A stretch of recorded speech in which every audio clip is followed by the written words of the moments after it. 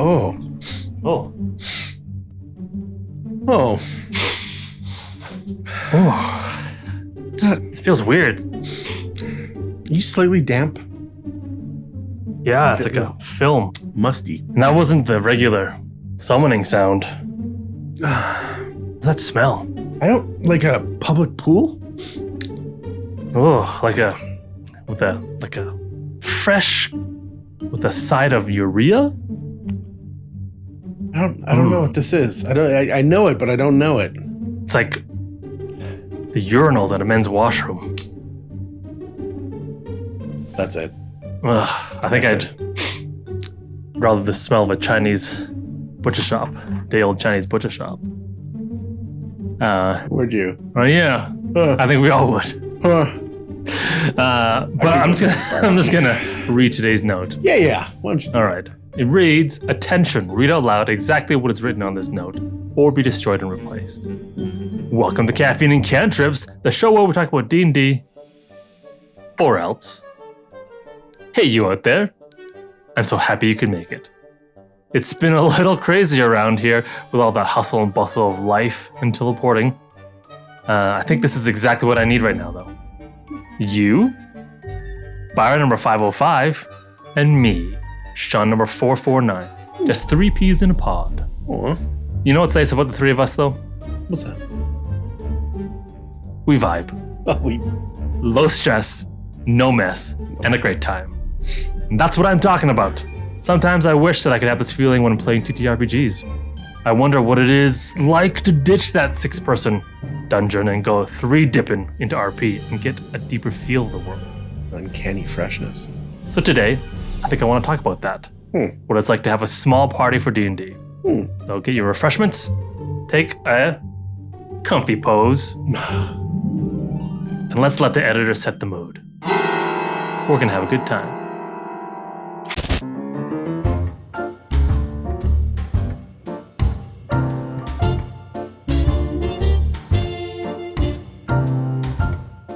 Hey guys, welcome to another episode of Caffeine and Cantrips. So glad that you are here. Uh-huh. But just you, just us, 3 peas in a pod. Vibing We're hanging out today in the urinal pod. intimately.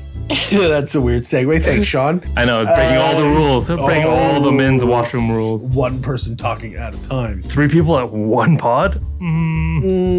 Too many. Well, here we are, though. But we vibing. Here we are. We vibing. And we're happy that you're here vibing with us. Today we have an interesting conversational piece. Today, as you just heard, we are talking about small group TTRPGs, specifically probably D&D, because that's what we talk about a lot or focus a lot on. But how that's different and the different considerations that you have to kind of keep in mind when you are planning a small group that's like 2 to 3 players plus a DM versus your regular 4 to 6 or some of you crazy Plus SOBs out there of 10 plus your DM. I don't know how you do it, and Adderall is probably your friend. Right. But no, I think small groups is something that's interesting.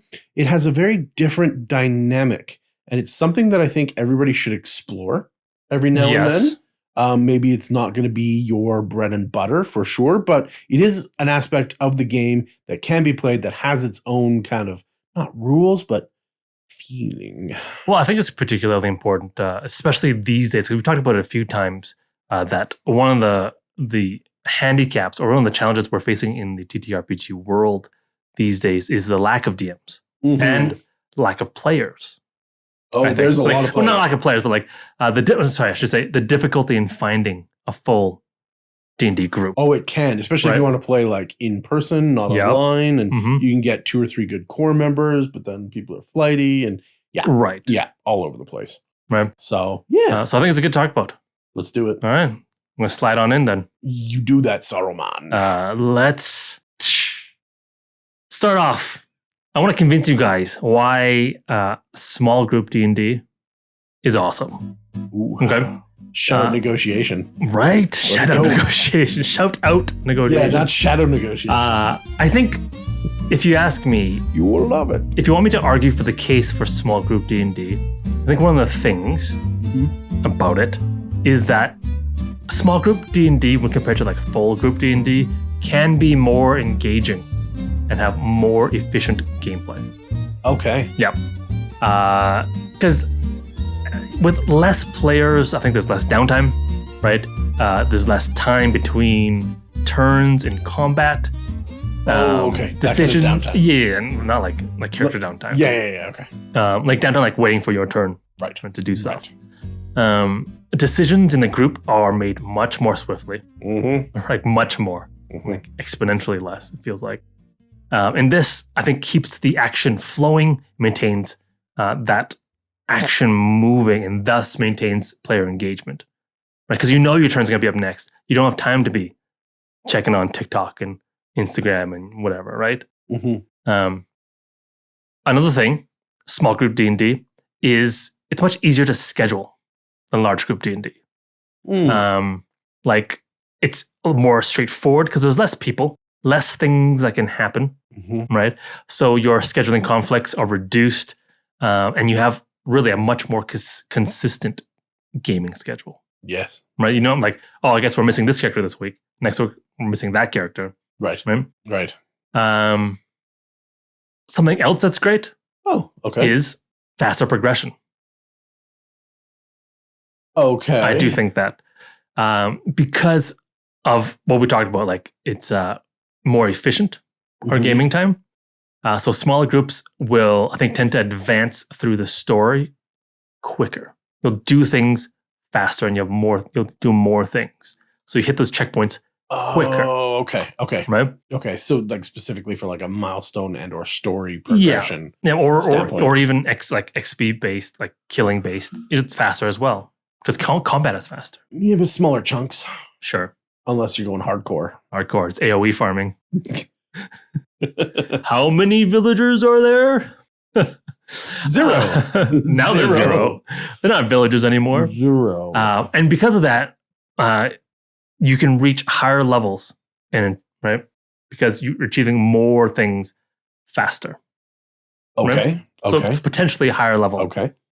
And you feel that sense of accomplishment sooner and more often in your campaign. You don't be like, oh, are we leveling yet? Are we leveling? It's been like 4 months, 6 months in real game time, right? So, and I think also another great thing is you get personalized attention or more personalized attention from the Dungeon Master. Obviously, because there's less of you. Okay. Right?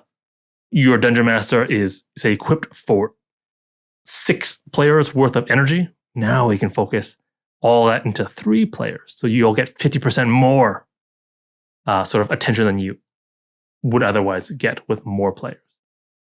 Interesting. Okay. Right? I like it. I know, right? So that I think you can get more of a particularly tailored storyline that's tailored to more your character development opportunities too, right? Because, of course, the Dungeon Master has less characters to think about, right? He can get them more nitty gritty. Yeah. Right? Nitty. So, really, in short, you get to do more cool stuff. Okay. Right? And I think, lastly, the really great part about small group D&D is that it's easier to form deep connections and friendships with their fellow adventurers. The characters get closer, I think, because there's obviously less numbers of characters to spread your attention to, right? So you can give more personalized attention to the other players as well as a player character. Okay. Right?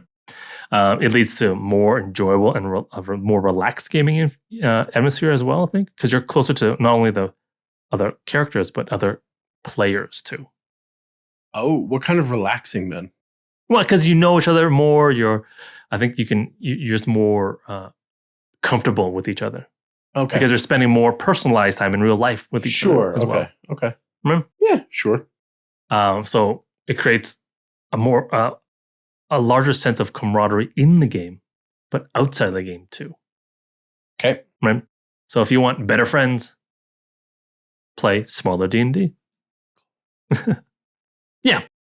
So I think in general, at a high level, I think those are some arguments for small groups D&Ds. That's sort of particularly advantageous for small groups as opposed to large groups, because it'd be much harder to do any of this stuff with 10 players, right? Things break down to factions and blah, blah, blah. Factions, interparty factions. I think they interplayer factions. They would, right? I mean, it does. It does. Because your clicks. You're not going to like all 9 other players the same. Why not? No, you're not. You're not. You're not. I mean, maybe if you find like people who are super similar. So there's only one type of person you can make friends with. That's your type. That's you. It's 9 clones. It's just 9 AIs. Ooh. That could be... No, we've seen that. Right. Not as right as... Yeah. Yeah. So hopefully going into this, you're like, you listen to those reasons, like, you know what? Small group D&D does sound awesome. Yeah, it's an option. It's an option. Man, there's no reason to shy away from it. No. Right? No. That's fair. Yeah. I like it. Yeah. Okay. Well, if that's an overview, why don't you take us in a little deeper then? Well, I'll go so deep. I just need you guys. Promises. I just need you guys to pull the trigger. Right? Oh. Reach forward. Touch your mouse. Slide it up. Click on the like and subscribe button. Slide it out. And just watch as I go deeper into this. Yes. Right? The 3 of us. The vibe is right. Right? Click on it and start us off. Pow. Do it. Yeah. Thanks. All right. Well, now that I've convinced you for the case. I don't know. I'm still waiting for the click. On the edge. No. The click has happened. No, you told me some great stuff, but all salesmen only talk about the good stuff. Like, let's dig in a little bit. Well, I'll talk about I think I'll talk about the bad stuff in a bit. Not the bad stuff, but the stuff they need to watch out for. Oh, okay, good. In a bit. Let's get the fair and unbiased perspective. Yeah. Okay. But I think before we get into deep, I want to get us ready. Right? Now that we are decided, I've convinced you guys to take the plunge. Okay. Let's talk about what we're jumping into. Exactly. Okay. Bathing suits on. We're at the pool. Right. Yeah. Let's talk about swimming in general now. Okay. Right. And I want to talk about sociology. Okay. Right.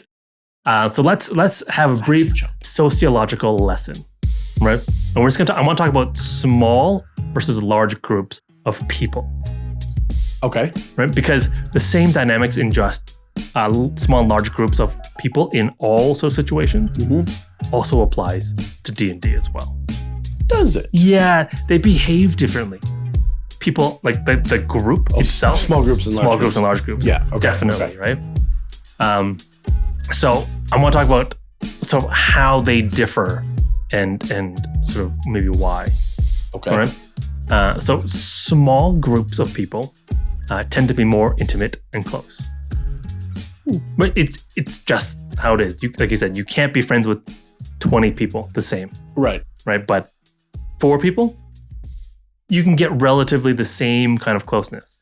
Right. Typically because you've chosen those 4 people because you're closer. Right. And then so because it's more intimate, you can build those, like in small groups, the people in those groups build stronger personal connections and they trust each other easier because they're closer. Okay. Right?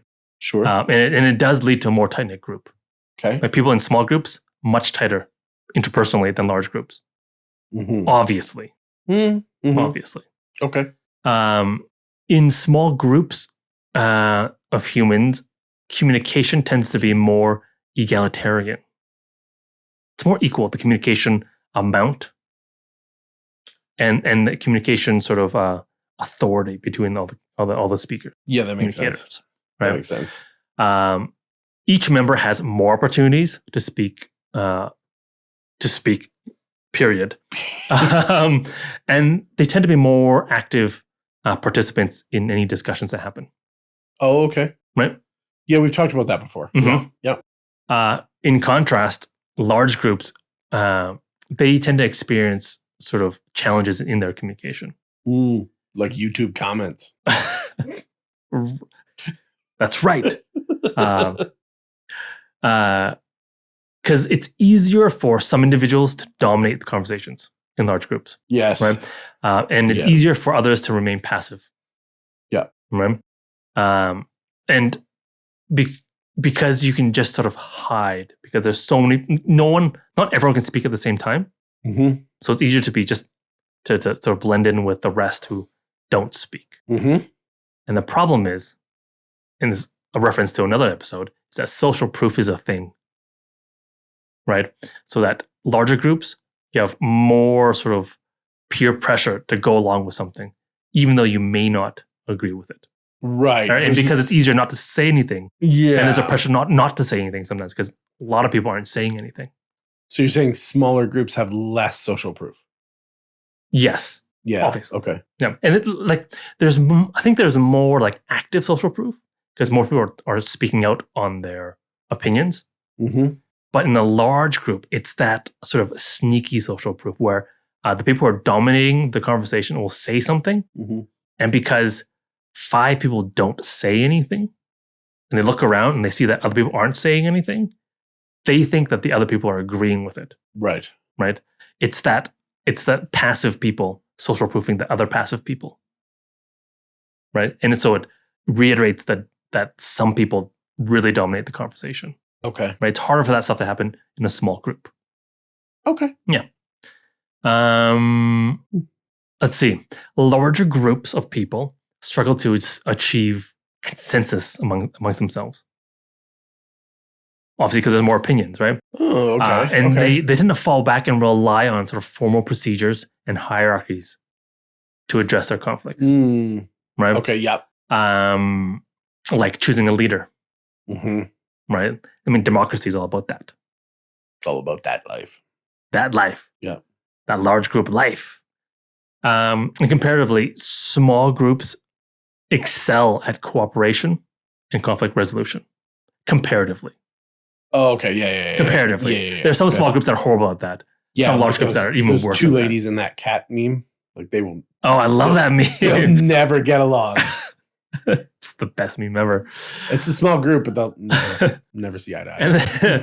And the reason for this is because small groups with their close relationships have a shared understanding amongst the group because you can understand a deeper level when it's fewer people. Except ones with cats. Nobody understands cats. Who can understand cats? They're just jerks. Understands cats. I love cats, but they're jerks. Bam. In small groups, as opposed to large groups, there is a higher level of responsibility and accountability for actions and contributions. In small groups. Yes. Yeah. Because it's much harder to hide in a small group, right? And individual contributions or the lack thereof are more visible. Okay. Right? It's weird dichotomy. Anyway, okay. It's weird, right? Yeah, because I would say the large group on average it's lower, but generally because you have to have that establishment of a hierarchy, more of the responsibility falls onto fewer individuals in the group as opposed to sharing it equally. Well, it's like if there's 10 people in a project, if one person doesn't really pull their weight, the group project. It's not felt as strongly as if there's 2 of you and one person doesn't do anything. Yeah. Right? That you really feel that lack thereof. Yeah. Right. Or if one person does something wrong, 1 in 10 is not so bad. 1 in 3, it's like 33.3%, and on and on. Right? It's much more. Right. Right. So, also the reason I think one of the reasons for this is that in large group, individuals tend to feel less personally responsible for the group's outcomes.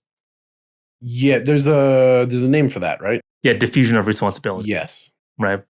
For those of you who haven't really heard of it, there's an example where if there is on a train platform and there's 3 people, one person falls over in pain and they cry out for help. Help. One of those 2 people have a much higher chance of helping that person. I'll help you. As opposed to if there was 100 people on that train platform. Someone else will help you. Which is weird. Yeah. It's weird because you would think more people should have more chance of helping that person. But the phenomena is that responsibility, that moral and ethical sort of responsibility, obligation to help that person, instead of being split among 2 people, is now split amongst 99 people. Right? So your personal responsibility to help that person is much less. So it's easier to be like, yeah, someone else will help them. I have a meeting to get to. Got 99 people, but falling off a platform, well, that's only one. Yeah. And who gives a crap? Society. Sometimes. Right. Yes, no, it is interesting because then you wait for somebody else to be the hero or whatever, jump in harm's way. Yeah. Somebody out there is probably going to do it. And then you get that kind of negative motivational social proof, right? Where it's nobody does it because everybody's expecting somebody else. Yeah. I mean, and there are other differences between large and small groups, but those are the big ones. It's true. And in context of D&D, I think it's good to understand this context as we go into the talk about why small group D&D can be better than large group D&D. Okay. And it's sort of how we can make it awesome. Do you think that we get that kind of diffusion of responsibility in your normal TTRPG group of like 4 to 6? I think so. Yeah. If you think about it, say you have 1 DM, 2 players. Okay, right? I'm thinking about it. And one person doesn't quite pull their RP weight as much. So they don't go and they don't talk to NPCs. They don't RP as much. They're not as descriptive. Okay. Their characters don't really care about other characters or anything. They just want to kill monsters and get loot. While everyone else is like, let's RP this, right? That is felt very keenly, right? Like one person's like it's like in MMORPGs when you have like a progression type player in the same party as like an RP character. You can feel the difference. One person's talks in a unique way. The person's like, "What? I don't care why you're like your backstory about going on this raid. I just want T3 gear." Right? Whereas in a larger numbers, like a full group of D&D, let's say it's your 6 players. Yeah. If one player isn't quite as engaged in the role play, it's fine because there's always our role play going on between the other characters because they're all about it, right? They can hide behind the fact that there's engaging RP there. I don't need to engage in it. Whereas if it's 2 of you without that one person, there is no engaging RP between the 2 players. I suppose you're right.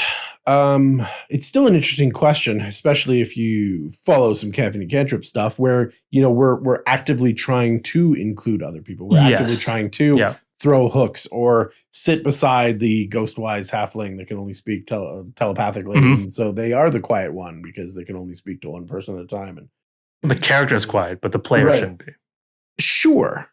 It's interesting. I'm curious as to some of these effects and how they actually play out because even though we're saying it's a large group, it's not really still a large group of people. No, it's larger. Right? It has then more tendencies to do that. And I agree. There's 100% more chance for you to hide. Yeah, we're not RPing with 100 players. Unless you are. But let's LARP it out, baby. Let me know if you are and tell me how it's going. But typically I think I'm comparing like the 2 to 3 player versus the 6 player group. Yes. And even then, I think there is a marked difference in sort of that dynamic. Yeah. No, that is interesting. I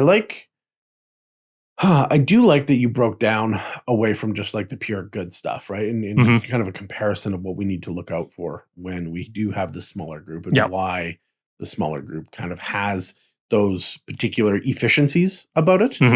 But I mean, when we're actually dealing with this thing, apart from the logical kind of statements that you're making about like, let's view this and this is what it is. Right? Why does this actually matter? Like, how can we understand how a small table versus a large table? Well, let me know. The small table could be a game that's built for you. Right? As opposed to built for the group. Number 3 in our pod. You, and I have always meant you. Shut up, Sarah. Call-outs are awesome. If you're an individual who is experiencing some of those social pressures, right? A small group is going to be really, really good, especially if you feel uncomfortable, if you feel new, you haven't had that chance to build up that repertoire or trust with the other players, right? Reducing the amount of social anxiety you can experience by keeping your group small at first so that you build up a base comfort level before going into kind of a quote unquote regular game or like a normal size group of 4 to 6 where you're nervous, you don't know what a D12 and a D6 and a D10 are, like just off the cuff, you don't know what role playing is. It's just funny not knowing what a D10 and a D20 is. I get it. Saw something recently where somebody rolled a percentile D10 and messed up their entire thing, right? Like it's interesting because I forget what it's like to be totally new to like D&D and all the different kind of dice. Like you mean there's less and more than 6 sides to it? Yes. But there is. There's all sorts of crazy stuff. And they come in different shapes and sizes, colors. And that's super new, right? To the new player. To new players, right? And that's not even talking about the 3 pillars or like depth of character creation. The 3 great pillars. So powerful. And the 4th one, right? There is this relief of pressure to perform or to be someone who pulls their weight if you're feeling uncomfortable. Less anxiety. Right? Interesting. So there's less, and this is important for some people, right? Especially if you're new. I am now used to talking in front of crowds. I'm now used to being a face and a voice and whatnot. And this is before, doing this particular podcast. Shout out to episodes 1 to 3, guys. If you want to see awkward. We hates it. It burns us. Number 3 particular. But is that the one? Speaking of vulnerability, I'll talk about that later. But it is out there, and it's important that we appreciate everyone's story and everyone where they're at in their own progression, not just a story progression, but where they're at. And you did say that there's more kind of individual responsibility. There's less division of that. And you're right. There's less what I would call social loafing. Oh, okay. Right. So this is that kind of non-responsive, and not really kind of committing to anything. It's the tendency for individuals to exert less effort in a group. You're just kind of loafing about being around. Well, when you're more visible, it's harder to do that loafing, right? And whether that loafing is from a lack of engagement, a lack of energy, a buildup of anxiety, or a buildup of being aware of yourself and being uncomfortable in your own skin or at the table or whatever it is, these things can affect us emotionally, right? And so we have to, I think, appreciate that other people might be going through different things. And so changing the scenery, changing the amount of people that are experiencing this can build up that trust, can build up those relationships, can build up that safe circle, right? And like you said before, you can really develop a greater amount of accountability in the people around you, right? And this is important to build up that basic framework, but maybe not rely on it all the time. But it still helps you build your foundation for moving forward from a place of relative comfort. Yep. Okay. I think that it's important. In addition to that, not only is the game being played now, not only do you know the people a little bit better because you're dealing with fewer people or people that you're more comfortable with, you can use that kind of bandwidth that you have to really focus in and have an increased amount of empathy for the people around you, and what they're trying to do, what their stories are, what their goals are, and all this kind of stuff that they're trying to work on, right? You do have that time to really hone in and focus. Yep. Now, one person looking at you, one person focusing deeply on you is different than 5 people focusing deeply on you. I guess, right? Or like 5 people hearing your like crappy accent or crappy voice to you. To you, right? You feel it's bad. They think it's great. It doesn't matter what they think because you're stuck in your own head. Well, you don't feel you feel like 2 people watching as opposed to 5 people watching. Right. There's judging. There's more weight, more of that social proofing against you because we never really feel it for us, right? It's always against us because that's just the way that we work. Yep. Right. And so these these types of emotional barriers can be shorter walls to climb over when we do it and practice it on a small scale and then build it up. Right? When we get out beyond that emotional safety and get into places, like I said before, of relative comfort. Right? You're still not comfortable, but you're more comfortable now. Now you've played a few sessions. Somebody says, give me 3d6. And you're like, I know what that is. You're right. Right? Awesome. Roll initiative. I know what that is. Right? Like even if it's just your basic lexicon of how to play the game, there's still a tremendous amount of like acronyms and words and effects and stuff that we'll throw around. But do we take time to respect for everybody else's journey to see where they're at in that? Right. Generally not. But in a smaller group, you're far more aware of these things. Far, far more aware of these things. And with all of that comes a sense of significance that's built into everyone because of that. Every little part is far more recognized. Well, because every little part is more significant. It is. Yeah. Right? If you've got a finite amount of time and now you have a bigger share of that, every little part that you're adding on that you wouldn't have in a big group, which could be a very tiny difference or could be a massive difference, probably is going to lean towards being massive if you're uncomfortable. Right. Right? That sense of security will really build up the good feelings inside of you, and it'll subsidize that instead of tax it, right? To build that up so that you want to do more of that, right? Smaller groups are more likely to give you that good positive feeling when you contribute. Right? Now you don't get to celebrate the nat 20s with a big group of people and wow, yeah.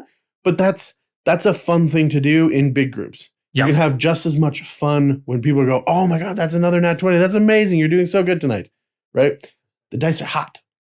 Okay, cool. Enjoy that. It doesn't matter if you're center stage in front of 100 or whatever. You can have the same amount of enjoyment. Right. Yeah. It's different enjoyment. Is it? I think. Or is maybe. it just the scale? I think at scale is a different kind of enjoyment. It's sure. Not better or anything. It's just different. It's interesting that you mentioning anxiety and stuff like that in a small group. So I was thinking, if your actions are more significant, would that, if I was there, if I was new, would that make me feel more anxious about it? And I wasn't sure. I was debating in my mind whether if small groups would actually alleviate anxiety, but I think I do agree. Yeah, I think there's less points of perceived judgment. Well, I was thinking in the end, it occurred to me because doesn't even matter. No. It doesn't matter. It does. In small groups, you probably know everyone.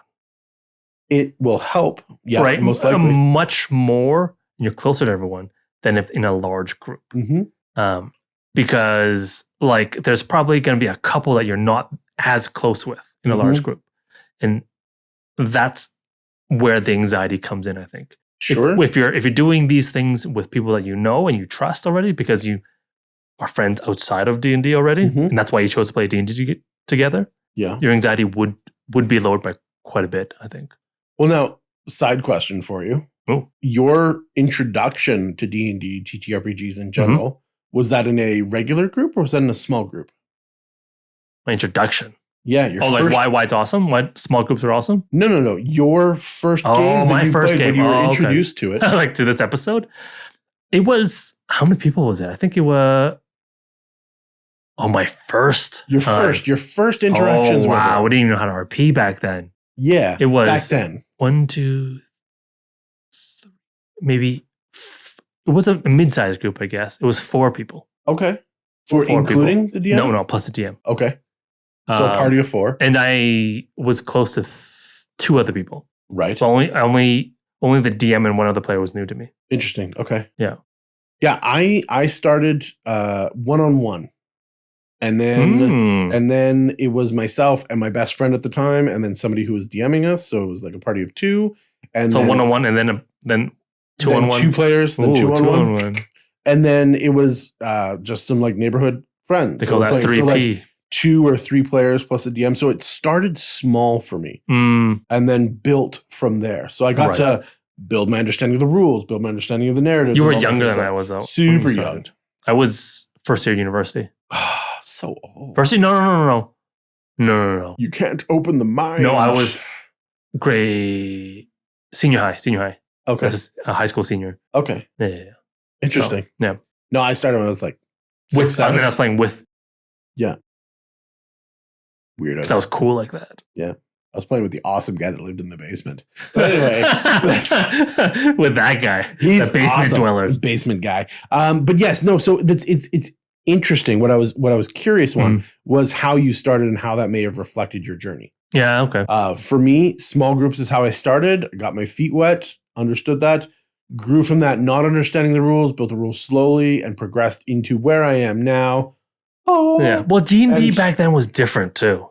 Sure. We didn't have the Mercer effect, right? Where everyone's like, oh, this is D&D. It's not just rolling dice and killing monsters. Yeah. Because that's what it was for me back then. Sure. Yeah. But we didn't have the Caffeine Cantrips effect either. We didn't. Whoa. Just do it. Take it in your ears and your eyes. Just the three of us. Just the three of us. Well, while you're having your ears and eyes stimulated, if you missed your first chance to get in there, just ASMR at ya. Grab the like, push that button, subscribe, hit the notification bell. We really appreciate you being here with us. We're going to keep talking about this because we want you to try this out. We want you to think about small games because we have more good reasons. Yeah. Not just the emotional and logical ones, but something way more important. Yeah. We do. It's funny. All these good reasons. I want to talk about shit small group D&Ds have to deal with. And flush the good vibes. Yeah. No. I think hopefully by the time this time you're like, small group D&D sounds awesome. Sounds like I could try that out because you can do a lot of cool things in there that are much harder to do in large groups or full size groups, right? But once you do, I want to talk about sort of the things that you might have to deal with because you do have unique challenges, I think, in a small group. Okay. Right? And I've got 3 things for you then. For you. Yeah, 3 things. The first thing that you'll have to deal with is the cause and effect of the intimacy and the cohesion of the group. Oh. I want to talk about small group dynamics. And I want to talk about sort of the challenges of cooking with limited RP ingredients. Okay. All right? Okay, those are the 3 things. 3 things. Okay. All right. Let's jump into it. Start with intimacy. Intimacy and cohesion. Ooh. We're talking about it. Small groups tend to have stronger cohesion. Yes. They stay together and they come together easier, right? But the thing that you can run into is an issue maintaining sort of diversity in sort of what's going on and over reliance on just a few characters. Huh. Okay. We're talking about like if one person doesn't pull their weight as much and it's always the same character taking the lead, right? Okay. It can lead to sort of a lack of sort of balanced contributions very easily. So because you do have, we're talking about more responsibility in small groups, you have to be more responsible. Okay. And you cannot hide, right? And unfortunately, not every person is as forthcoming or as ready or as able to put themselves out there. Right. Yeah. Right. This can build over time. Right. Yes. Like we're not all equal. No. Right. No. Or the same, I should say. We're not supposed to be. We're all equal in value, right? We're all different parts of our journey. Well, that part should be unspoken. You're right. So what can you do to mitigate that though? That risk, okay. That issue. Oh, you're providing solutions too. Yeah. Oh, wow. Yeah. Look at me providing value to our viewers and listeners. Okay. Right. So one of them is just to be aware that this is an issue, right? Yeah. And make sure that all contributions from all the players, no matter where they are on their RP journey or their TTRPG journey, right, are valued and recognized. Okay. right? So that just because one person's really good at making those cool scenes, and one person's not, make sure to sort of recognize what that person who's maybe not doing as cool things, like recognize their actions, encourage that as well. You put them into your cool scenes. Well, exactly. Like don't just focus on the cool guys. Yeah. Right. Yeah. Or the more experienced players. Right. Like I said, you said put them in your scenes. Right. You want to deepen the character relationships. Right. And build that sense of camaraderie. It's interesting. Yeah. What? No, just like, what if you play like that? You know the play Rosencrantz and Guildenstern? No. Yes, but no. Yeah, where they take like secondary characters and make them the primary characters of their own story, existing in the world of Hamlet. Oh, so if you were to like funny. make a campaign where you're like the other guys, that's right where you're not that's like a the funny big heroes friggin' you're the NPCs. You have to do like the mundane stuff, like the kind of Penny and Brain to Inspector Gadget. There's like reference.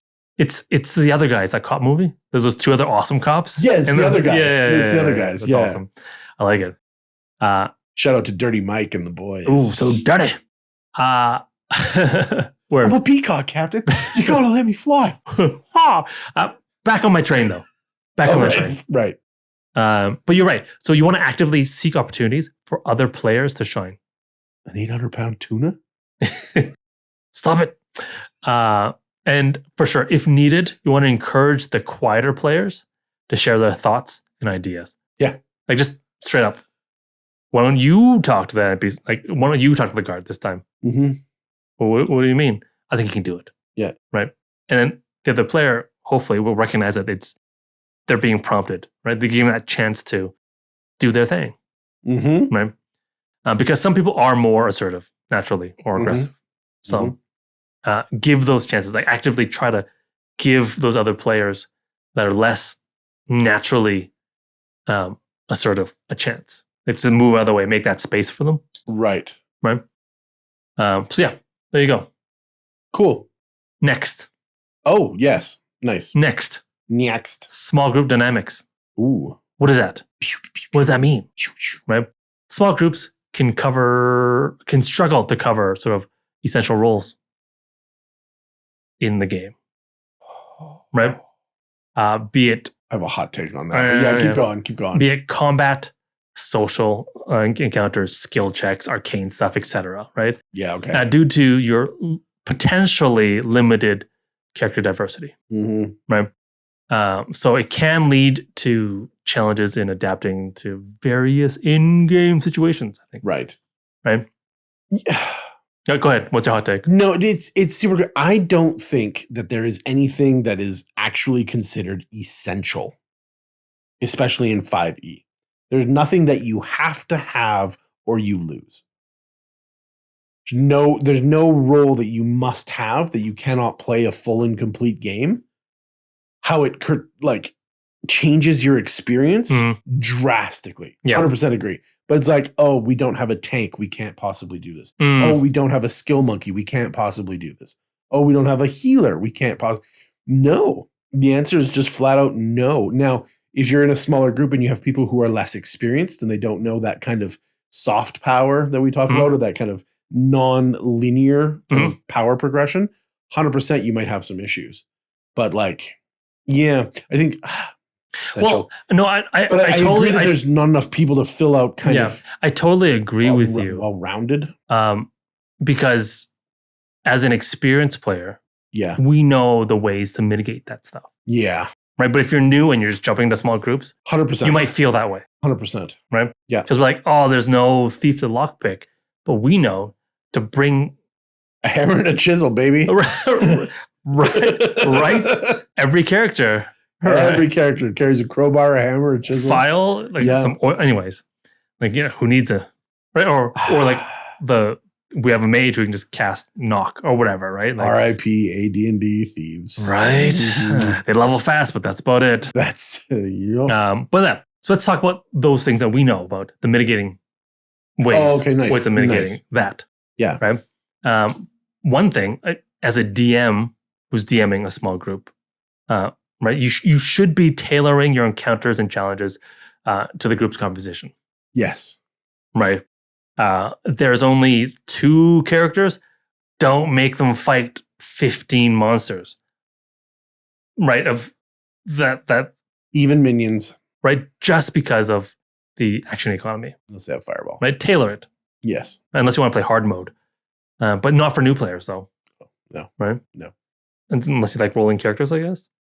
I do like rolling characters. As players, I don't know if I should say this, but maybe consider multiclassing to cover the essential roles. Maybe. Sure. It's a possible solution. Sure. I don't know if I want to. I don't know if I want to suggest and push it out there as a small groups are safe places to take big swings. Right. Yeah. Okay. Why not? Right.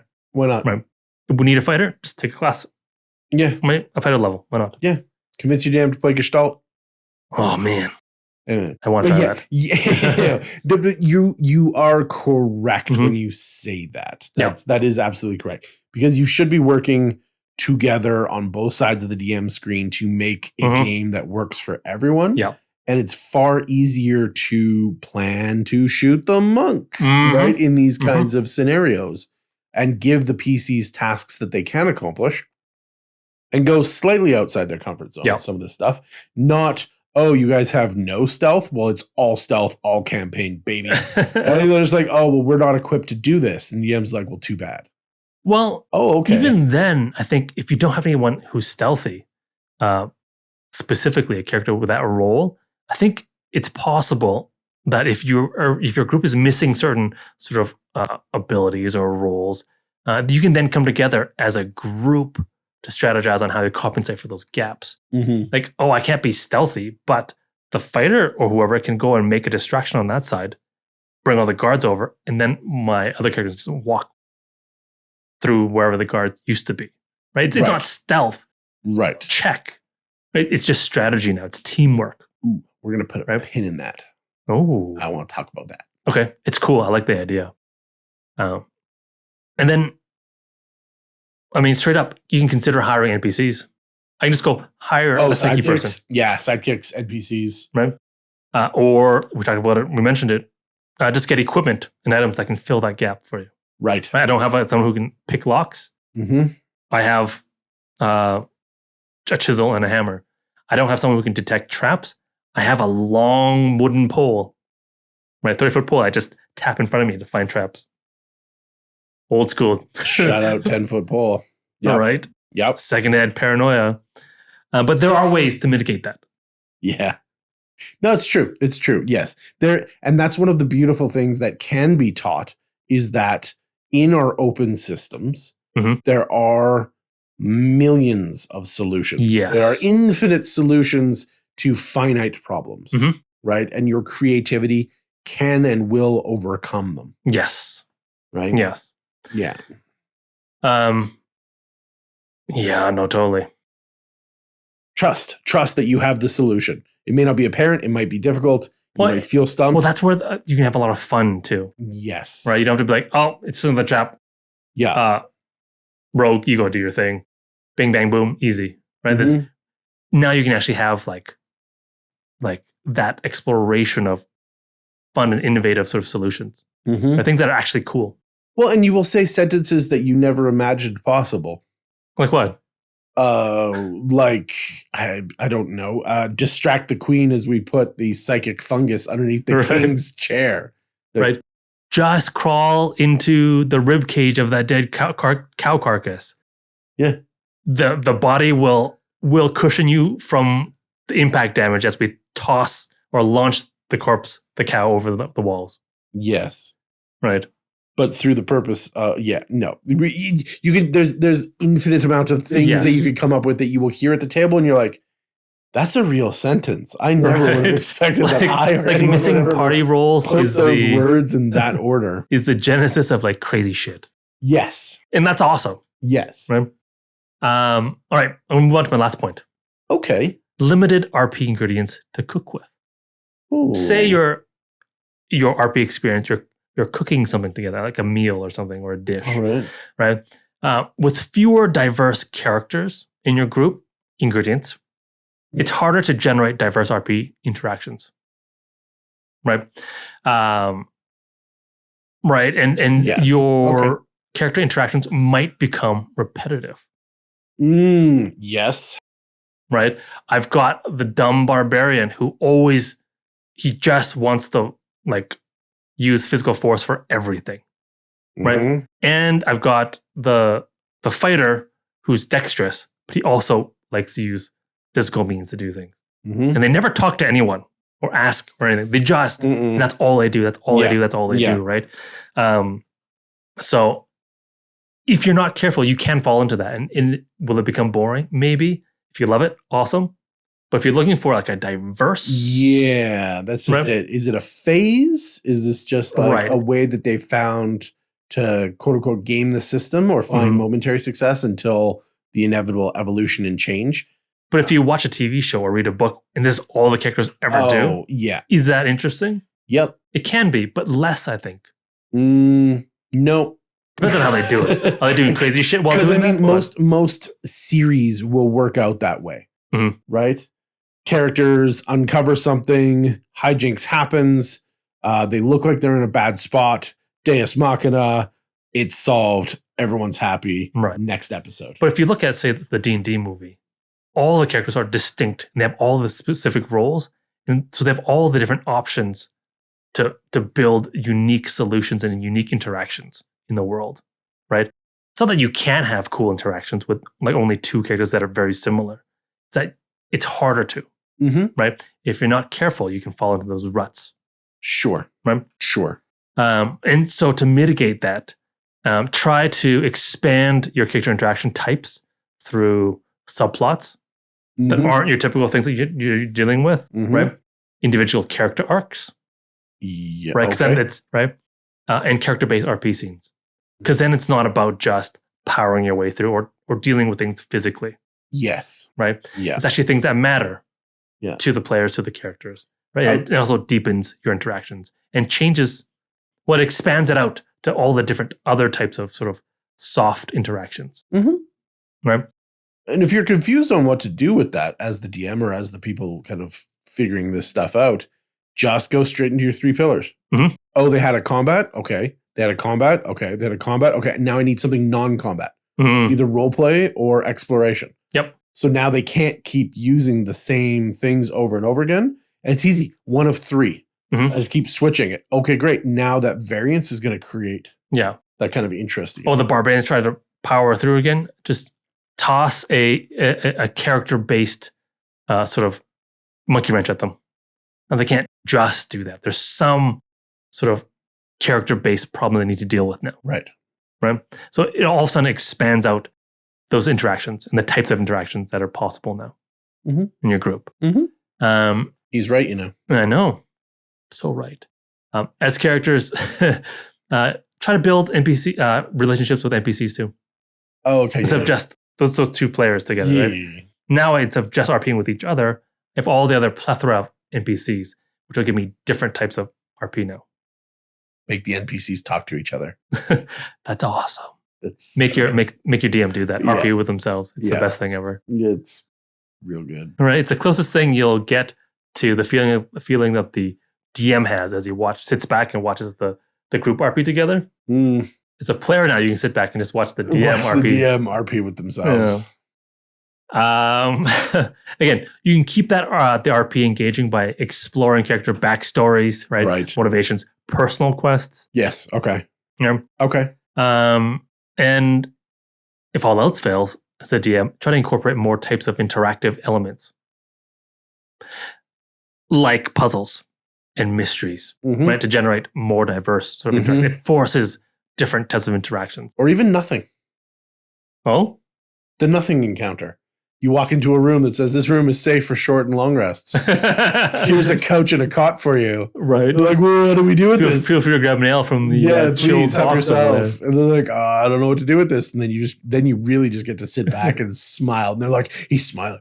They're smiling. What do we do? There's a trap in here. Right. It's something that forces the characters out of their typical interactions. Right? Correct. So, yeah, I think those are part of some of the things that jumped into my mind when it comes to sort of problems or issues or challenges you might face as in small groups. And hopefully, now that you know about them and the ways to mitigate them, you're prepared. Right? Yes. Now those are both, it's interesting because a lot of what your first example of a problem and its response is just be aware of what's going on, right? Be aware of repetition, be aware of stealing the spotlight, be aware of shoving somebody who's uncomfortable in the spotlight into the spotlight. Maybe they like playing that best supporting character. Maybe they do like kind of, not being the face of the group and whatnot. And they're having fun just floating on with the vibe, right? That's okay. That's 100% okay. They're working on their own thing. If you feel they're not, talk to them as players, not as characters. Talk to them as players. Yes. Hey, I'm worried you're not having as much fun. Are you? Like, I'm checking in. Are you having like a 7 or higher out of 10 in enjoyment? Because if it's not that, how can we get you there? Right? What are you missing? Or vice versa. You'd be like, you know what? I feel like I'm tossing a lot of stuff over to you. Yeah. And I feel like it's a little bit of a burden because I'm not getting the reward back from you, the interaction that makes it sort of worth that energy that I've sort of spent to toss you over something. Right? Talk about that. So maybe we can work something out, maybe. Right? I'm not just, maybe the things I'm giving you RP wise is not interesting to you. So what is interesting? Let me know so we can make fun for both of us. Right. Yeah. Right. And set up that banter, set up that whatever. Yeah. The camaraderie. But I do like it. I think that attention is obviously going to be your biggest ally in all of this. And like we said, there's fewer people, so it's easier to spread that attention thicker, but evenly. Thicker. Ooh, we do like that nice, even thickness. But, it's interesting that sound bites. Yeah. When we talk about small groups versus large groups,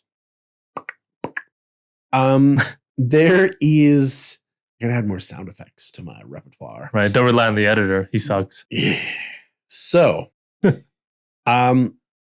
we're not alone when we think small groups are good. In fact, the Warriors agree they're better. Rock. Always rock. So when we're talking about who are the Warriors, well, when we look at in the real world elite organizations that foundationally require the best of the best, and that's going to be your CEOs, that's going to be your high-end management teams, it's going to be your elite military units. Okay. Smaller groups work better than bigger groups. Now, we've talked about this a little bit before, but more of a kind of a dive into this. Interesting. Right? Operational efficiency is one of the big ones out there, right? A elite unit uses its small size to make sure that it continues to be efficient in what it's doing. Having too many people has too many cooks. In the kitchen, too many points of failure. And there's too many things that need going on. Oh, we explained this one thing over. It's easier for me to go, okay, this is new. This is homebrew. You got it. Okay, great. Let's move on. Versus you got it. No, now you have a question. Oh, now you have a question based on that question. And, yes. Right? And it spirals. And if you know, right? Like even in a conversation, you mentioned this before and we didn't really touch on it. Like just the making a decision. Oh, yeah. Right? Exponential time is needed. Yeah. Not even wanted, is needed for everybody to have time to express their opinion, to come to an agreement, to ask questions, to propose their different views. And in no way is this bad. I'm just saying. You think more people searching an abandoned church would make it go faster, but it doesn't. It don't. Oh Lord, it don't. It don't. If you know. Like it's like I said, it's not a bad thing, but there is a difference to the pace, to the agreement, to the cohesion that you can create, right? And these are good things about being in a small group. You talked about specialization, or at least you talked about the roles that people have. Yep. I would argue that in D&D or in any group, a smaller party can encourage players to specialize in their roles, leading to more detailed character archetypes and a stronger sense of who they are and where they fit within the team.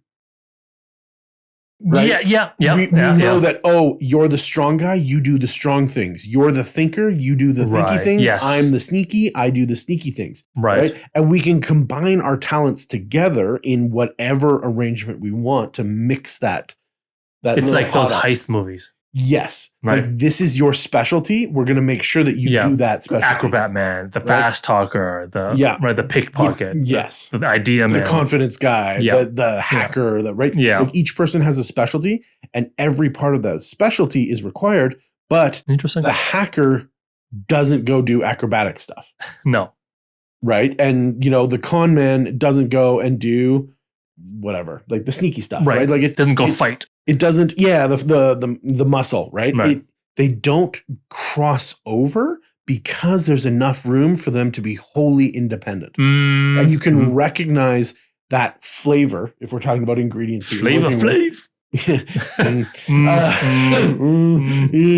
a different kind of specialization. Some over specialization there. Bam. Wow. Yeah. That guy.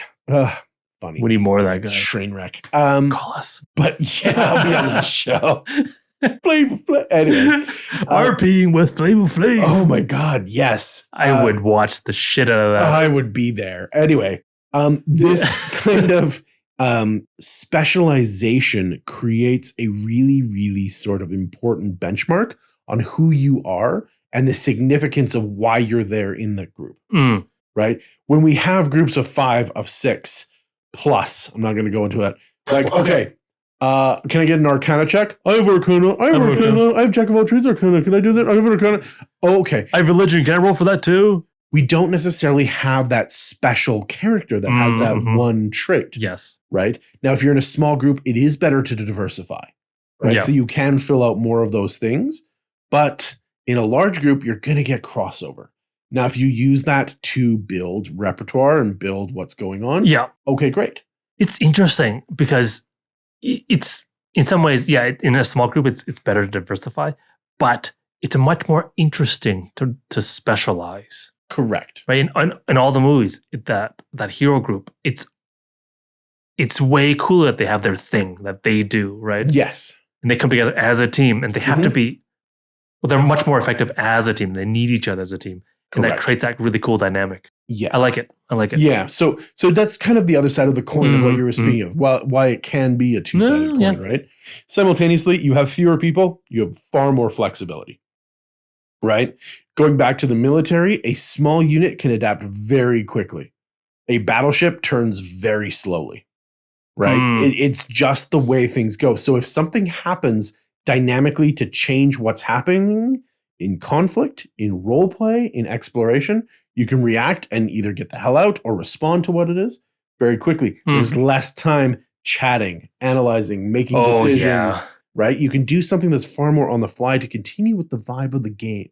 And that's maintaining that immersion. That's maintaining that buy-in. That's maintaining, look, I have 50% more time because there's 50% less people. Yes. I'm going to use that.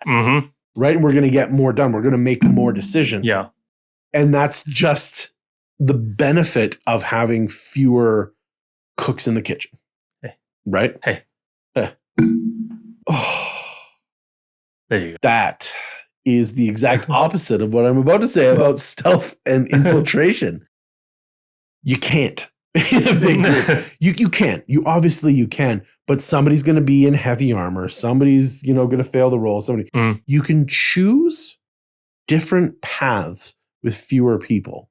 Or one of the benchmarks that I put a pin in your kind of thing, I'll pull that out now, is the idea of splitting the party. Oh, yes. I love it. Do it. You don't have to do that to get the same focus and attention now 100% on your split. So you hire an NPC to be the distraction, not one of the two players. Hey kid, to be I'll give you a peanut. Go distract the guard. I'll give you a peanut if you throw this rock at that guy. Okay. God damn, this place is poor. Wow, a peanut. Jeez, on the mean streets. Right, he's one of those what are those elephant race? Loxodon? Loxodon. Yeah, it's Loxodon kids. They're huge. It's like a peanut. Okay, as long as it's not a mouse. Hey kid. Here's a big peanut. Put this in your nose face. Suck it down. So I do like the idea that instead of quote unquote splitting the party, your nose face, you can, you can focus 100% of the attention and not have to move the spotlight back away onto the other half of the party. Mm-hmm. Now, while you can build tension and dynamics and all sorts of kind of excitement with that, it is nice just to keep in the spotlight sometimes. Right. Where you can just keep going. You can do this stuff. And if there's only a couple of you, it's far more likely that your stealth and infiltration will work. Right. Because there's less problems. There's less things that can go wrong, less pinch points. And so stealth and infiltration is one way of talking about it. It could also be, your high-end balls and whatnot, where you're courtesans in the court and that kind of balls. Like, darn right, they're high-end balls. Yeah. There's less need or worries like, oh, what do we do with the barbarian? No, everybody's here. Everybody knows what they're doing. There's less to worry about. Why? Because we are that specialized unit. Yes. Going in to do this. Yeah.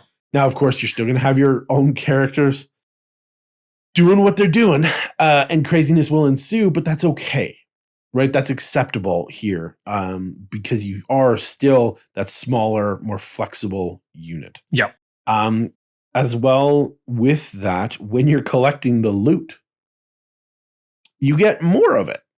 You get more of a share of what's going on there, right? Now, maybe your take is smaller because you're not taking on the big missions like you would normally with bigger people. But personalized resource management goes beyond managing like just loot.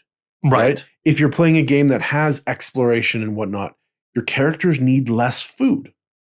They need less things that they have to take with them. They need less. Yeah, I know that face. There's less worry about what, extra logistical support they're going to need in doing this. Now, this also goes for our emotional and intellectual needs. It's easier for us to manage the resources that we are giving people because it's easier to see what that person needs because there's fewer people as players. As players. Okay, interesting. Right. Yep. So not only in the game, but outside of the game, because we do have an intellectual and emotional need. Right. Or there's something that we're seeking in the game or something that is a reward. And because there's fewer players, your emotional and intellectual needs are much more apparent. Correct. Yeah. And far easier to define and analyze. Yes. And so that personalization of this is great. Right? Yeah. It is great. Yeah. It is far easier to ascertain, far fewer conversations that you have to have, far whatever. It's easier to do. And that reinforces what we were talking about before, where you can have deeper conversations, deeper interplay. You literally have 50% more time to have your characters talk and get to know each other. Right? And so that can satisfy our needs as well. Yeah. Your character made a friend. Oh, I made a friend. Transitive properties. Yay. And of course, you can experience, I think, higher stakes in a smaller group. Now, this is that inverse. This is that inverse of that diffusion, right? No, it's all on your shoulders. Right. Right? It's you two. Sam and Frodo got to take the ring. The rest of the group that we keep cutting to for all their storylines, nope. Yep. It's up to you two. They're the ones walking. The other guys are just distracting the guards. Exactly. Everyone else is distracting the guards in that story. Guards, but absolutely. Absolutely. It's interesting, but it's true, right? Like if you were just to focus on their segment and everyone else is an NPC, right? The story is very different if you just stick with them the whole time. Yes. Right? And that's okay. That is okay. Because they're all experiencing the story in a different way. But the highest stakes are on the littlest fellows. It'd be interesting to read that Lord of the Rings books series. But only read the Frodo and the other guy. Maybe. Portions. I don't know if somebody's done that or like edited the movie so it's just them. So it's just them. So you don't see any other epicness. It's just it'd be interesting. Yeah. See how that feels, how the difference. How it changes it. Yeah. That is interesting. Sorry. No, that's fine. I interrupted you a bunch. So all of this is to say, right, when we're looking at the real world comparisons to our humble little games, there is a huge amount of reduced complexity around what's going on. Yes. Right? Effective communication, not just communication, effective communication is much easier because there's fewer people to convince or corroborate or analyze with. Right? Yes. The cohesion and trust, it is far easier to trust fewer people and thereby develop more deeper trust layers and levels with those people than it is spreading that trust out among a bigger group. Yes. Right? Yes. If I trust you and I like you, then I'm going to Yeah. continue to build that, and that's going to keep getting deeper and deeper and deeper. Great. Well, there's more chances to jump on that trust and betrayal cycle. Absolutely. Absolutely. And then you go round and round and round and you find out, and great. Yeah, your progression is much faster. Your progression is way faster. What's another one? Like we said, flexibility, but not necessarily flexibility in game. You did mention this. Fewer people, scheduling conflicts. Oh, yeah. Right? Yeah. So much easier to get a group together when it's fewer people. Now, whether that's online or in person, doesn't matter. Everybody's got a busy life. Everybody's got things going on. It's so difficult sometimes just to plan unless you have people that are willing to commit, like all the way. Yeah. Not to mention, it's so much easier to play online with fewer players. Oh, yes. Yeah. Right. Well, and then that's less tech issues, less mics, less video, whatever you're doing, right?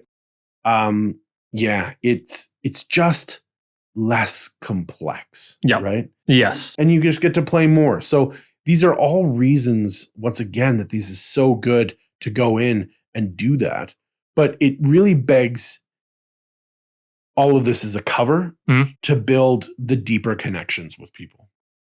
Yes. Right? That's the awesome part, really. This is how you develop that enhanced teamwork and cooperation. Right? This is your chance to develop real friendships and build real kind of camaraderie. This is your chance to get into deeper role-playing opportunities because you have more of them. You have way more time to really dig into it, too. And like to sit in those RP scenes. Well, if it's you and your buddy playing, you and your gal pal, you and your whatever, right? Bestie. And you spend the whole episode just talking to each other. That's friggin' awesome. That's like our podcast. So awesome. This is so awesome. Right, but you don't have to feel guilty. Nobody is waiting for you. The DM is happily watching you two interact in their world, doing stuff.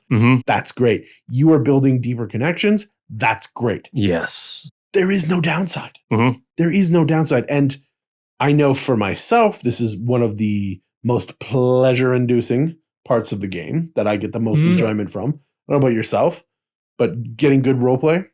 Yes. Right? Yes. Yep. It's one of the major things that keeps bringing me back to playing. And if I get to do more of that, A+, gold star, A+, 4.0, SSS level.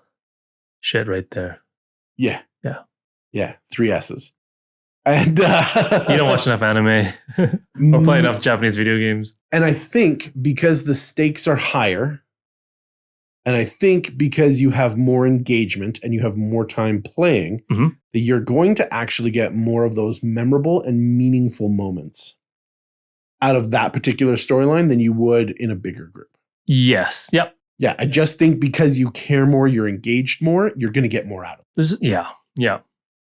And there's just more stuff for you, right? There will be. Yeah. There will be. Yeah. Whether it's planned or it's spontaneous.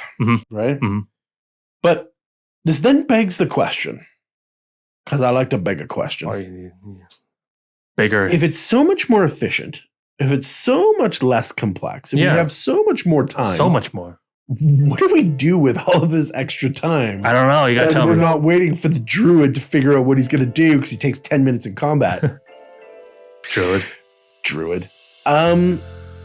This, I think, is some practical knowledge. I know this is kind of backloaded. Sorry. But thanks for being here. Now you get the juicy stuff. Back that up. I think that there is definitely things that you can do to maximize this, I'm going to call it intimate exposure that you have in the group. Sorry, intimate exposure is funny. I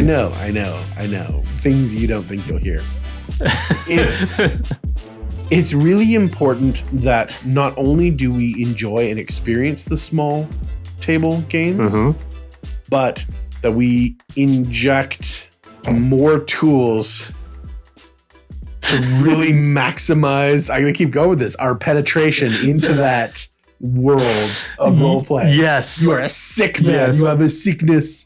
You have a sickness. Help me. I'm sick. Sick or is the cure? So, Give me more cowbell. part one, it's the cure. Part one, getting to know each other is going to be something that you can do more often. How do we do this? Some questions that we can ask. Now, whether this is you're traveling along, clip, clop, clip, clop, clip, clop, what are we talking about? Or this is get your coconuts out. Or this is, hey, what do you guys chat about around the campfire? The two of you, the three of you, whatever. They went to sleep early because they're on watch first. So what do the two of you chat about? Lonely watches. I want to call for a scene with that character. Oh, okay, great. Let's do it. So any of these things, we're trying to get to know each other. We can ask and explore treasured or powerful memories. This is a simple way of just like, hey, let me into your backstory a little bit. Hey, let me experience some of your story. Like, let me become more entwined with what's going on here. But make my story want to know your story more. It's simple. It's also a great exercise for a player or for a PC to say, oh man, what are some of my powerful memories? Yeah. Right? Like, what is important to my character? Because I've written a backstory, probably, or maybe I haven't. And now this is a moment for me to reflect on what is important to the character. Right. What are their goals? What are they wanting to do? Okay, how can I reinforce that in the story that they've come from? Right? Great moments to do that. Go in and find out, and this is another one of those kind of creative things, find out more about what their non-stat abilities are. What do you mean non-stat abilities? So like, for instance, hey, you have a really high dex. Did you get that from juggling? Yes. Yeah. Yes. Yes, I juggle all the time. Yeah. Or maybe, no, I just like to climb as a kid. Oh, no, we had these like wires running across a gorge because the bridge fell out. Right. So we used to just like monkey crawl or whatever they call that, where you wrap your legs and you just kind of shimmy across. Proficient in monkey crawling. Yeah, so like, oh, that's why I have a high constitution or a high strength. Oh no, I'm a wizard. I just spent all my time reading books. That's why I know so much. Right? Oh, great. Tell me some of the stories you read about. What's the most interesting fact about Firebolt that you learned? Right? Like going into these creative things that are tangential to what the characters are good at can start to fill them out to make them feel like characters. What a great way to like bring up people who are naturally less passive too in your group. Yes. Now, simultaneously, if you do find that you're having issues, right, ask or get your character to ask what your character wants to learn from that other character. Hey, can you that thing that you do that like makes tea warm again and flavors food and makes little fireworks? Can you teach me that? Prestidigitation? I guess it's beginner magic. Sure. Let me teach you the basics on how. Wait, what's your intelligence? 13? Nope. Dunce. Why not allow characters to share, right? If it's something minor, if it's something that can really add to the flavor of what's going on, why not expand the amount of ingredients? Right? By having one add its essence to the other. Yeah. It's a way that you can then expand once again our comprehension of who the characters are. Yep. Oh, those two always hang out because they're practicing magic together. What do you mean? He fights with a sword. Yeah, but he's learning magic. Right. Oh, that's super cool. It also could lead to multi-classing, which you brought up before. Yes. Right? Because we're building that organically through the story. Sharing moments where we feel vulnerable. Right? Self kind of reflection out loud is very important. And it can also then bring other people in to your story by going, oh, I didn't realize that you were scared of daffodils. That's super weird. I won't bring that up again. I will never speak of that again. Right? If somebody comes to give us flowers, I'll make sure that you don't get daffodils. Step back, flower girl. Yeah. Step back. Right? Don't step up, you don't get choked. My friend hates that. He hates it. He hates it. Distract the guards. Bam! Take that flower. Here's a peanut. Here's a peanut. Sorry for your loss. How did the character handle it? What were the consequences of them experiencing this vulnerability? Right? Yeah. Even giving that, we talked about this before, giving that multi-perspective view on things. Right? We went through this. The DM was narrating. Okay, great. Now we're at the campfire at the end of the day, and the character re-narrates it from their perspective on why it was a vulnerable moment. What happened? Why it was different than what we perceived it to be. I like that. I like that. Well, it just, once again, this is getting to know each other. Right? And the power that can then create for that deep role play that you have time for. Right? Get in there, stir it up, make it really interesting for other people to engage in. If you have one person engaging, that's awesome. If you have both of the other people engaging, great. If you can take this into bigger games where you've got multiple people wanting to engage, that's the bestest. The best. Right? But you can hone these skills in the smaller games and then practice them in the bigger. Yeah. Right? Or practice them behind the screen, in front of the screen, anywhere. As long as you're playing, you can do this kinds of stuff. Right? And revisit the things that, once again, from a different perspective, another character did for you that was a big thing. It might have been small for them. Oh, hey, I put the saddle on your horse this morning. I just got up early and I just did all the horses. Oh, I really appreciate that. Yeah. I'm a displaced noble and I really love my servants and I haven't felt home in a long time. Yes. And that was really nice. Thank you, President.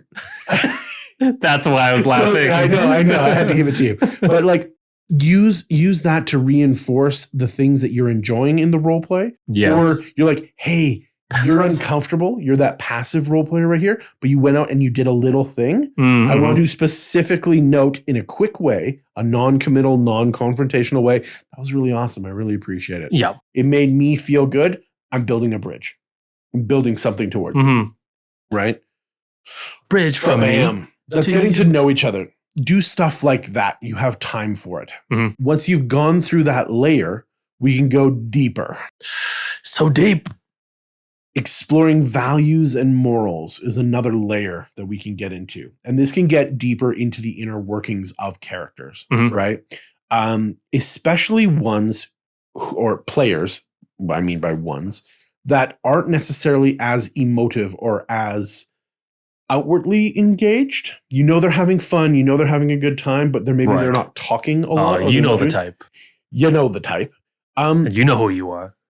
Get them, either ask them, or if you are one of these people who don't share a lot, make your words count by explaining an internal struggle or an ethical dilemma that you're having. Right? In the campaign or in your backstory that you're constantly exploring, that's what your arc is about, right? And talk about, how did you resolve it? Is it resolved? Is it ongoing? Are you stuck in the gray? Do you not know if right or left is correct? And how is it shaping you? How is it changing what's going on? Right. Yep. I think these are super important things that we can do as kind of a semi-exposition, like let you into my vulnerability, let you into my inner workings, understand me. Asking for it or assuming the ask and giving that particular thing is really, really interesting to bring us to a higher level of understanding of not just getting to know you, but getting to understand the inner workings of what's going on in your character's mind or what they are dealing with on a day-to-day basis that your character might not. Right? Oh, that's the first time I killed a man. Oof. I'm not doing okay with it. I know they were bandits. I know that we gave them a chance to mercy, to run away, to whatever. But you were in danger. And I killed it. And that's the first time I've taken a life. Right. I just shanked that guy. There's 44 XP. 44 XP for shanking a wounded dude. It can be something. And while another character's like, I've been a mercenary in 16 wars, blah, blah, blah. I killed lots of mans. Oh, it's your first time? I remember my first time. And then they start talking about a story, right? You're like, oh, okay, great. Perfect. Now we can like relate and build that bridge again and do whatever. But if you don't tell everybody, oh, that was the first time I killed somebody, and you just go on, your character gets sad and people don't understand why they're getting sad. It's almost a waste. It is almost a waste of developing that. It's a waste of potential for sure. Yes. That sadness without sharing a reason as to why or giving them the hooks to try and write them every session. Every character needs those hooks so that their trajectory can always become better. Right? Like Spider-Man, he's got to catch that hook and swing on away. Even if there's nothing there, he's swinging up into the sky. There's nothing to connect onto, but he's still good. He still catches something. Right? Story, plot armor, hooks, things. Right? He's the great hooker. You're in a mood now. First it was all Linkin Park stuff, and now you're okay. Anyway, so I'll go quicker so that Sean doesn't devolve us into PG 35. So going forward, understanding what your characters' lines and veils become, right? What is the one thing that your character would never compromise on, no matter the circumstance? Right. What is their line? Not in the sand. Very important. Right? Yeah. Carved in stone. Daffodils. Daffodils. Clowns. That they will not. How dare you? Yeah. This can become very interesting, not for the other characters to poke at it, but to understand that there is a limit or that there is something there that is an absolute. Yes. Right? And to respect and or see how that changes perspective. I will never let a guilty person go unjudged. Ever. Oh, okay. So we can't let the bandits escape. Sure you can. As judge them as they run. Cowards. Not that kind of judgment. But, it changes. Yes, absolutely. Now I understand why he mounts up and charges after everything, right? To like bring them to justice. Can you just not? It's not because he wants the XP. It's because whatever the way he was raised, he has to. He's compelled to do this. Yes. Now, is that true for the whole story? We don't know. Is he on a journey? But this self-discovery is something that you can play off of, right? Revisiting moments where the characters question party goals. Maybe it's because of that absolute. Maybe it's not. Maybe they're like, are we the bad guys? Because every party should have that question at some point. It is true. Right? At some point. How did they express their concerns when they were questioning the party's goals? Right, if at all. Did they? If they didn't, what consequences came from that? Did you do something that character was uncomfortable with? Did you guys veer away because you understood that it was actually wrong and then that character was correct in challenging the party's goals? Quietly out loud. Great questions to ask. Yep. Right? That's values, ethics, morals. Super important, fun stuff to dig into if that's your type of campaign. If you're at that level of play, these are layers and these are things that are optional to dig into. Yes. Right? But can provide you really interesting sessions, really interesting moments. Really because you have time now to do that. Because you have time. I think your side. Fine. Yeah. Well, let's go to the other side. Let's go like hopes and dreams and fears of the character. One of those things is not like the others. But they all kind of come around the same time. It's, what's your character's ultimate goal or aspiration? Right? When we talk about our story wheels, what is the reason that they left their zone of comfort? Yep. Right? Where do they see themselves ending up? Is it a comedy? Is it a tragedy? What story are they trying to tell? Right?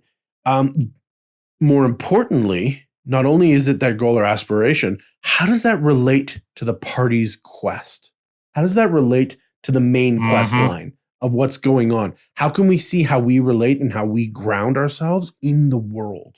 Yes. Right? Yep. Super deep question if you go there, right? What do you want? Oh, I want 1 million gold. Okay, cool. Why? Yep.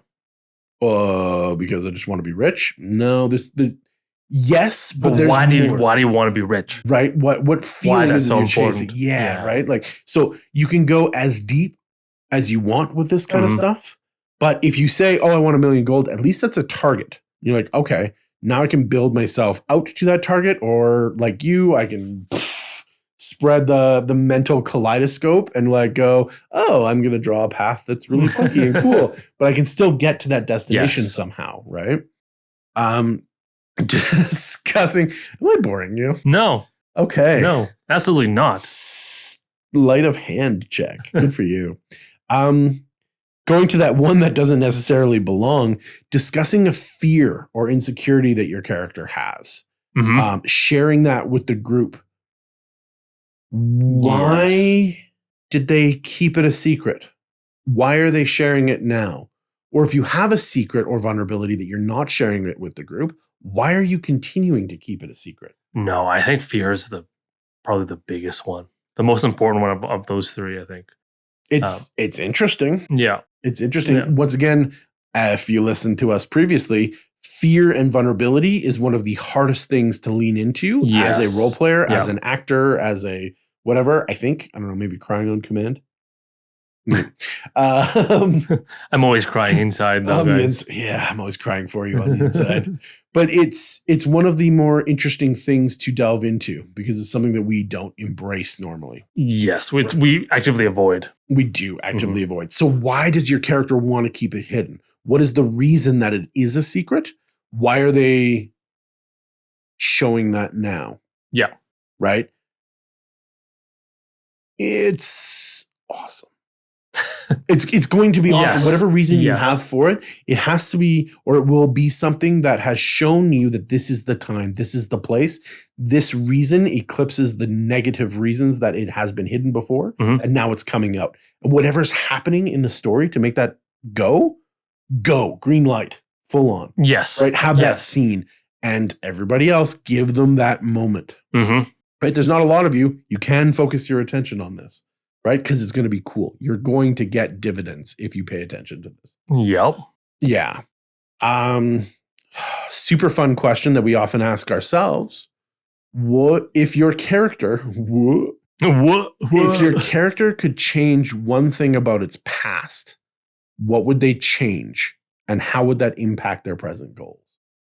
Right? If you could go back in time and change one thing about your past, what would that be? We often ask that of ourselves. But when we've created an entire fantasy backstory, right? Oh, yeah, if the evil warlord didn't kill my parents, I would change that. Well, how would you change that? What would that change? Right. Why? Yeah. Interesting. Would you not be the hero that you are, vanquishing evil across the land? Is that better? It'd be interesting. Maybe like, I don't want to be a hero. Right. Well, we talked about that before. Nobody wants to be an adventurer. No one wants to be an adventurer. Right. And so like your reasons, like, is this life that you are being successful at, that you are making oodles of coin and you're living in the best inns and you're drinking the best wine and you're dining with kings and queens and whatever. Is that worth your parents? Interesting. It is interesting. And a weird way to safely ask that question of ourselves without asking that question of ourselves. You have the best life right now. You love it. Would you give that up? Would you give up your parents for that life? Willingly? Woof. Oof. Super deep. Welcome. You talked about psychology. Yeah, welcome to Caffeine and Cantrips, guys. Where we found the deep end. That's a particularly deep question. It can be kind of dangerous. I don't like the question. I don't like this one. Ask another one. Yeah. What kind of significant lessons or insights? Would I give up my pet dog? Probably. For this life? Oh. I loves my dogs. Yeah, my dog's dead already. Your doggos. Yeah, mine too. Sad. Yeah. So what significant lesson has your character learned from traveling with the party? Mm-hmm. You know, the thing that I learned most about life traveling with you, Mr. Barbarian? You just got to live life like at 110%. Yeah! Yeah! Woo! Throwbacks. Whatever it is, you can ask that of any character. The barbarian. What have you learned from each of the characters around you? Right? And because you have more depth, more experience, more trust, all of that stuff, you have a much better answer to this question. Because if your character is learning nothing, then they're not integrating. Yeah. Yeah. Right? Even if you are a specialist and you have your own thing, you're not learning if you're not interacting. Well, they're not committing to anything. Right. So one begets the next. Yeah. Right. And that's good. That's Mhm. what we want. That's what we're trying to develop. Yes. Right. And last but not least, because I know I've been talking for a little bit, but this is all really cool stuff, I think, is once you've now gotten to know them a little better, once you've understood their kind of virtues and ethics, you've delved into their fears, their hopes, their dreams. Now we can strengthen those bonds, right? Mhm. So going in, and like we talked about before, going in and describing a moment where you had a strong connection or camaraderie with another party member. What caused the bond to form? What strengthened the bond specifically? Right. Excuse me. Talking about that stuff, showing those things, right? Show, don't tell. Yep. Showing those things to other players like, oh, I really appreciated when you did this. It was really awesome when you did that. Oh, you saved my butt when you did this, Mhm. right? You looked after me instead of looking after yourself. And in that moment, even though you said you want to make 1,000,000 gold, I knew that a part of you was selfless because you looked after me first. And they're like, yeah, but you were carrying the gold. Like, oh, laugh, laugh, laugh, laugh, laugh. Okay, cool. But you still, you took care of somebody else, right? Because you could have carried the gold out over my dead corpse. Cool dead body. Right. But you didn't. Right. And so we can build on that particular idea, like, oh, you're not necessarily as shallow as you want to appear. Oh, okay. Now we've got masks and you're hiding true intentions and whatnot. Right. And the other player could be like, oh, damn. Now I have to have an answer for that. Now I have to have a reason for that. Yes. Right? Because I did do that. Damn, I did that. Damn, I did that. My chance to get rid of the paladin. Sharing your story from your character's past that helps share their view of what friendship is, what trust is to that character. Once again, a great way of showing how to strengthen bonds between characters and not forcing that. Yes. Right? Friendship to me is sharing your last loaf of bread. So when you made breakfast and you put half in my bowl, that meant something to me. Right. Because when growing up, that's all I had sometimes. Yeah. Right? You're like, oh, that's nothing. Yeah, to you. But to me, it's super important. And I really thank you for that. Oh, okay. I'm probably going to do that more. Yeah.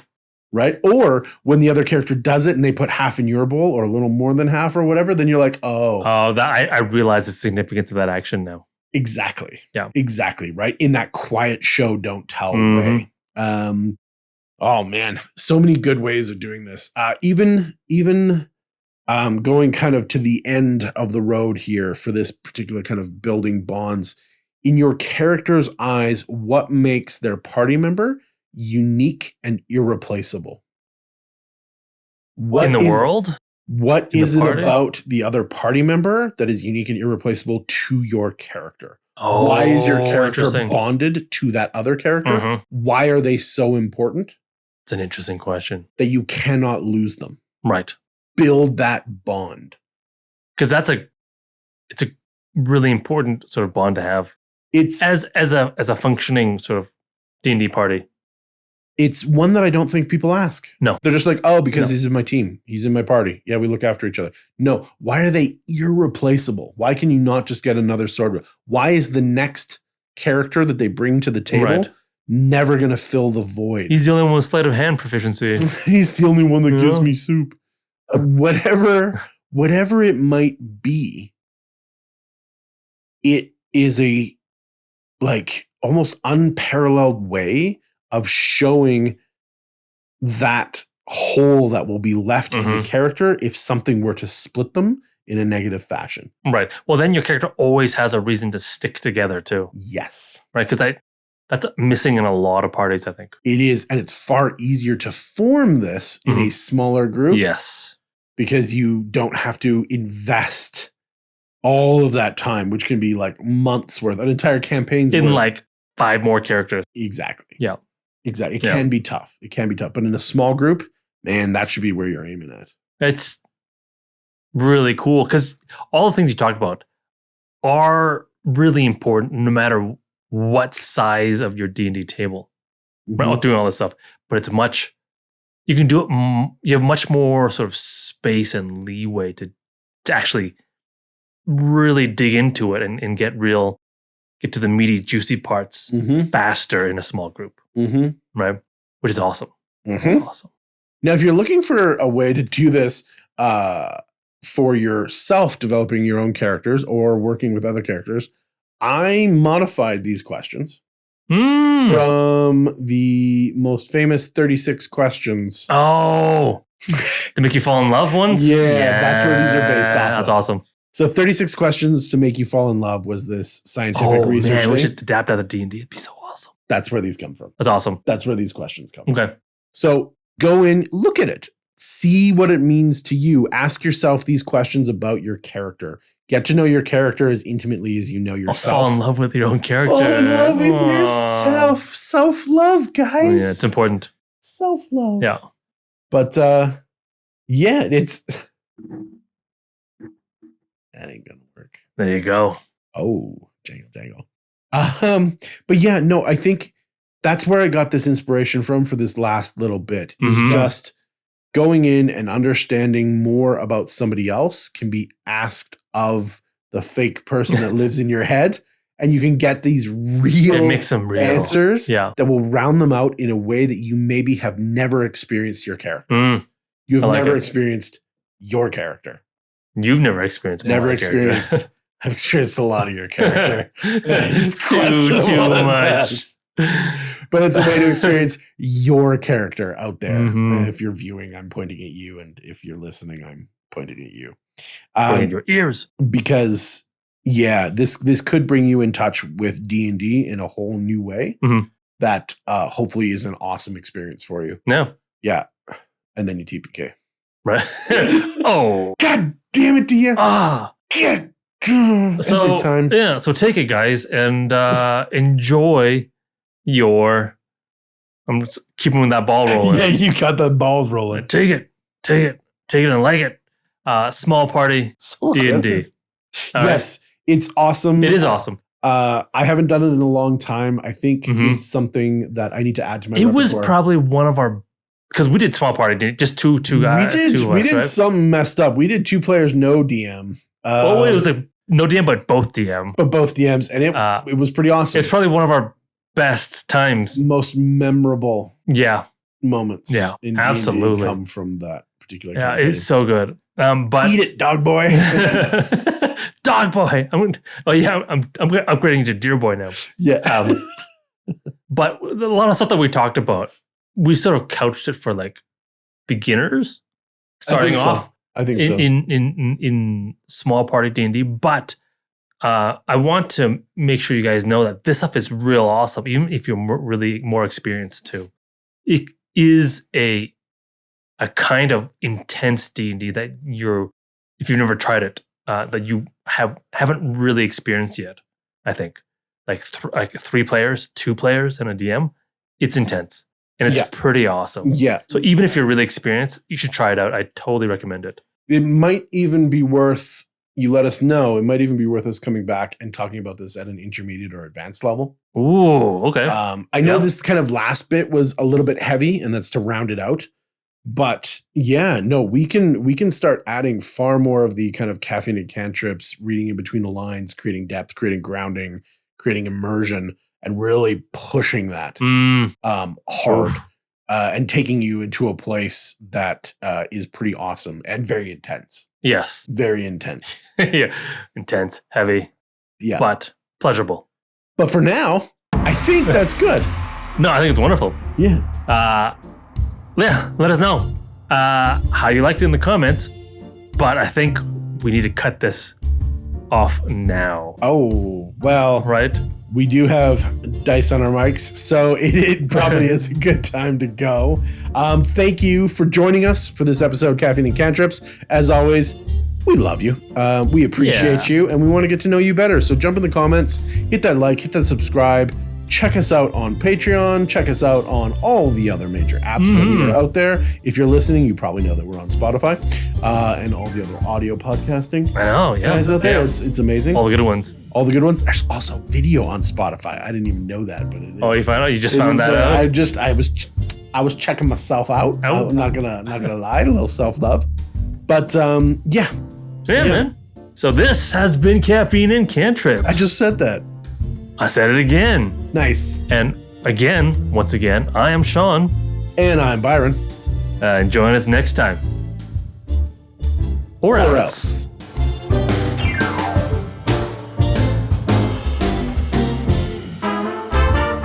Did you know that you were doing like a ton of Linkin Park references? No, I did not know.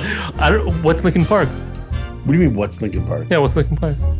Like, in the end... I'm just fucking with you. I totally know what Linkin Park is. No, but I didn't know I was referencing them. Yeah, I know you were just shooting out fucking lyrics. You were just inferring all of it because you know all the lyrics. What? Yeah, because I know Chester. Chester hurts. He bleeds like I bleed. Yeah, he tried so hard. It didn't even matter. Right? And you're like, this one time. And I'm like, I don't know why. And I'm like, no, don't say it. Don't say it. Shut up. I think Linkin Park is referencing me. No, they came first. Oh, you did it. You did it. He dang old did it.